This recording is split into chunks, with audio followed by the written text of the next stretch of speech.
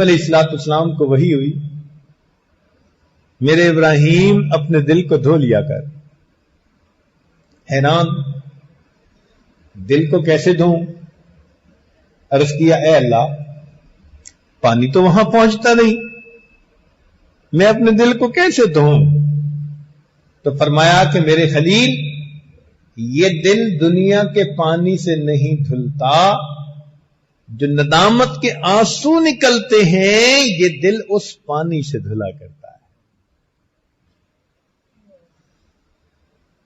کاش کہ ہمارا بھی کوئی ایک آنسو ایسا ہو جو ہمارے مالک کو پسند آ جائے،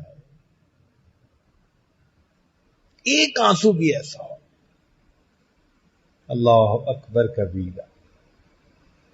ادھر نکلے ادھر ان کو خبر ہو، ادھر نکلے ادھر ان کو خبر ہو، کوئی آنسو تو ایسا معتبر ہو۔ کوئی ایک معتبر آنسو ہی آنکھ سے نکال جاتے، تڑپ کے روتے، ندامت کے ساتھ روتے، مالک کو ترس آ جاتا۔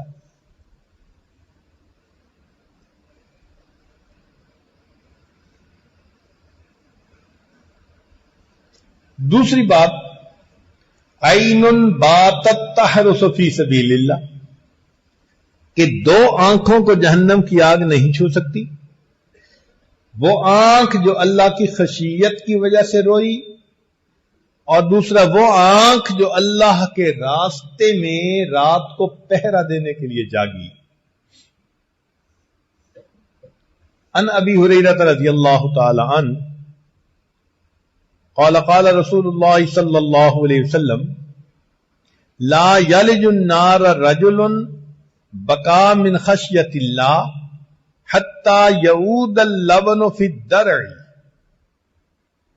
جہنم کی آگ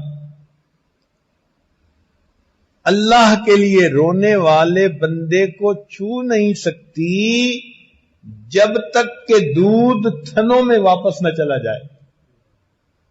اب دودھ تو تھنوں میں واپس نہیں جاتا، اس کا مطلب ہے کہ رونے والے بندے کو جہنم کی آگ چھو نہیں سکتی۔ ولا یجتمع غبار فی سبیل اللہ ودخان جہنم، اور اللہ کے راستے کی مٹی جس جسم پر لگ گئی ہوگی اس کے اوپر جہنم کی آگ جمع نہیں ہوگی۔